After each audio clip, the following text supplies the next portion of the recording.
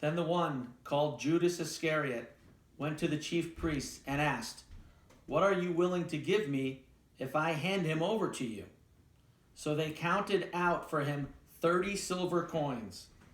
From then on, Judas watched for an opportunity to hand him over.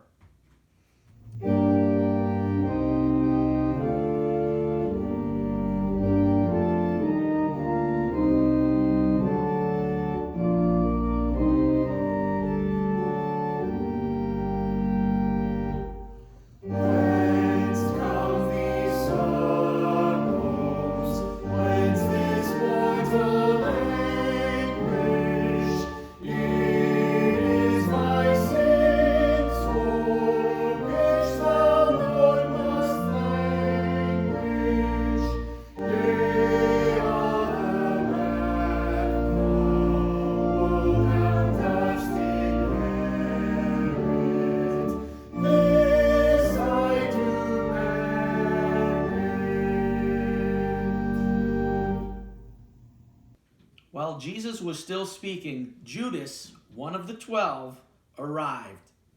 With him was a large crowd armed with swords and clubs, sent from the chief priests and the elders of the people. Now the betrayer had arranged a signal with them. "The one I kiss is the man. Arrest him." Going at once to Jesus, Judas said, "Greetings, Rabbi," and kissed him.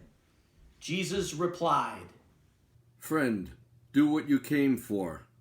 Then the men stepped forward, seized Jesus, and arrested him. With that, one of Jesus' companions reached for his sword, drew it out, and struck the servant of the high priest, cutting off his ear. Jesus said to him, "Put your sword back in its place. For all who draw the sword will die by the sword.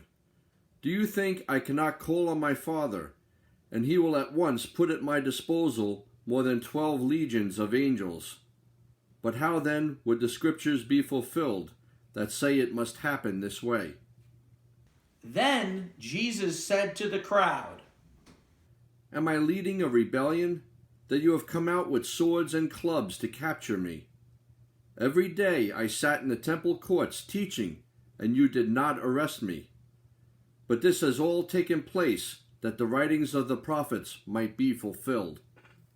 Then all my disciples deserted him and fled.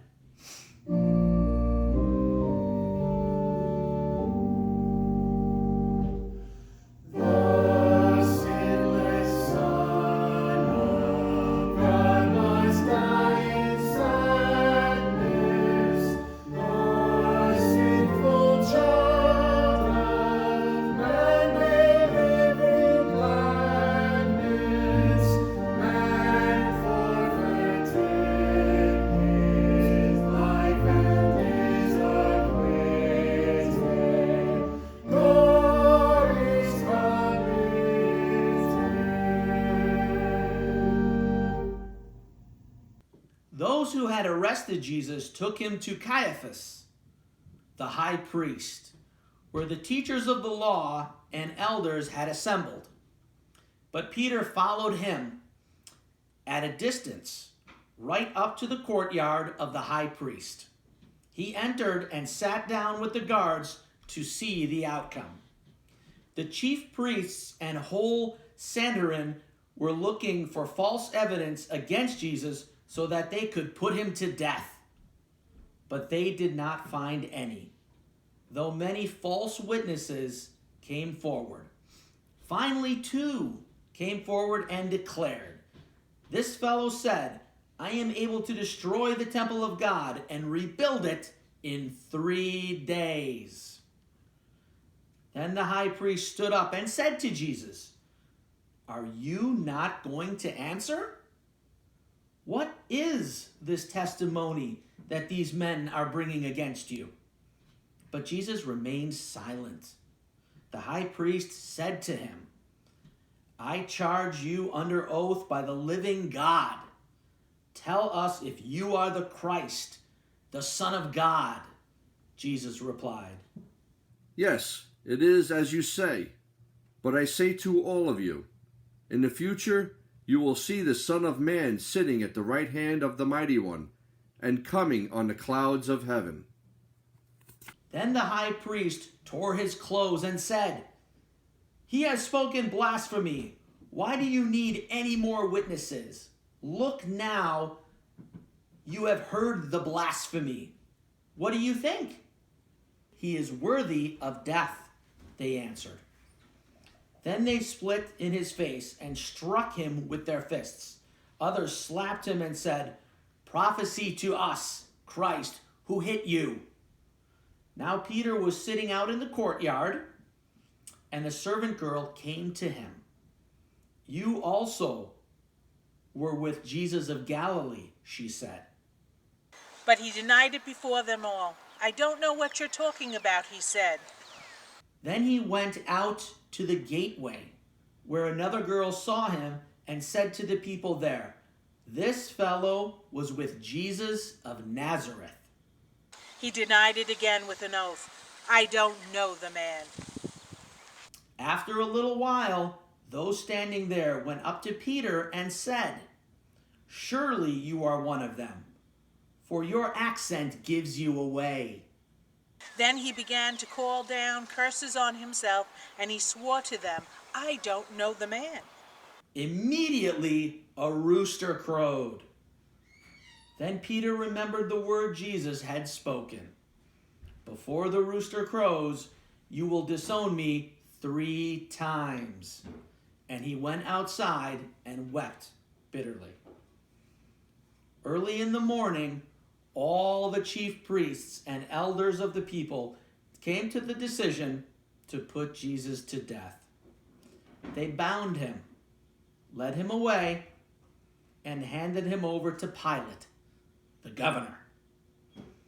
Now Jesus stood before the governor, and it was the governor's custom at the feast to release a prisoner chosen by the crowd. At that time, they had a notorious prisoner called Barabbas. So when the crowd had gathered, Pilate asked them, "Which one do you want me to release to you, Barabbas or Jesus, who is called the Christ?" For he knew it was out of envy that they had handed Jesus over to him. When Pilate was sitting on the judge's seat, his wife sent this message: "Don't have anything to do with that innocent man, for I have suffered a great deal today in a dream because of him." But the chief priests and the elders persuaded the crowd to ask for Barabbas and to have Jesus executed. "Which of the two do you want me to release to you?" asked the governor. "Barabbas?" they answered. "What shall I do then with Jesus, who is called Christ?" Pilate asked. They all answered, "Crucify him!" "Why? What crime has he committed?" asked Pilate. But they shouted all the louder, "Crucify him!" When Pilate saw that he was getting nowhere, but that instead an uproar was starting, he took water and washed his hands in front of the crowd. "I am innocent of this man's blood," he said. "It is your responsibility." All the people answered, "Let this blood be on us and our children." Then he released Barabbas to them, but he had Jesus flogged and handed him over to be crucified.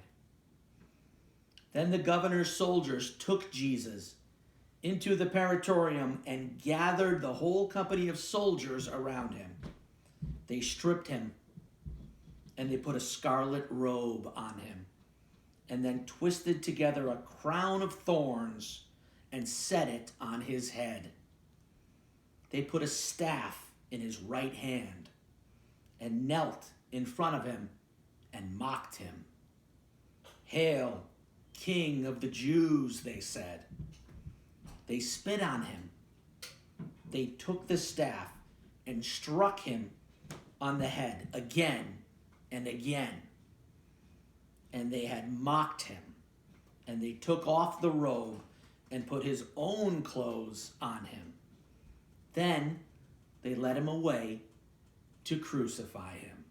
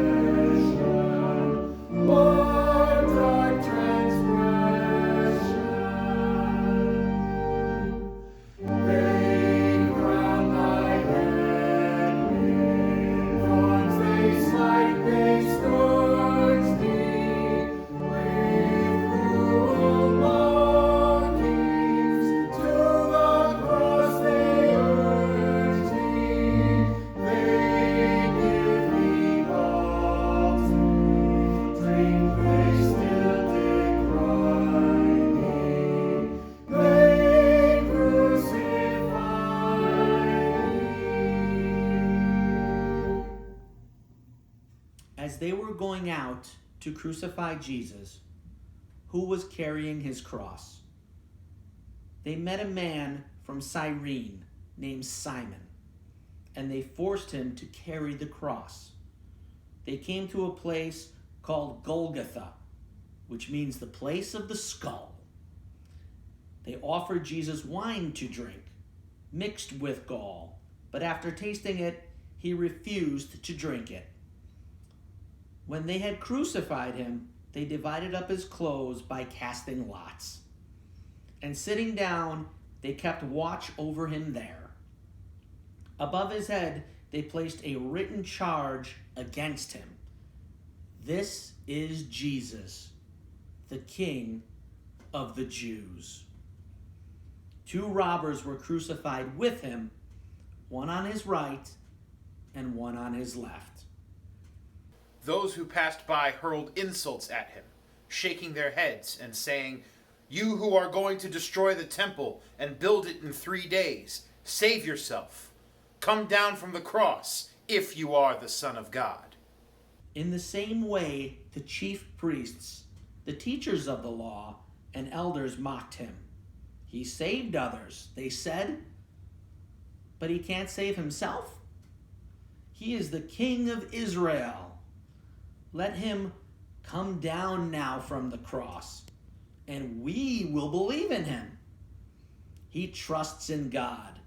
Let God rescue him now if he wants him. For he said, "I am the Son of God." In the same way, the robbers who were crucified him also heaped insults on him. You who are going to destroy the temple and build it in 3 days, save yourself. Come down from the cross if you are the Son of God. He saved others, but he cannot save himself. Let him come down now from the cross, and we will believe in him. He trusts in God. Let God rescue him now if he wants him. For he said, "I am the Son of God."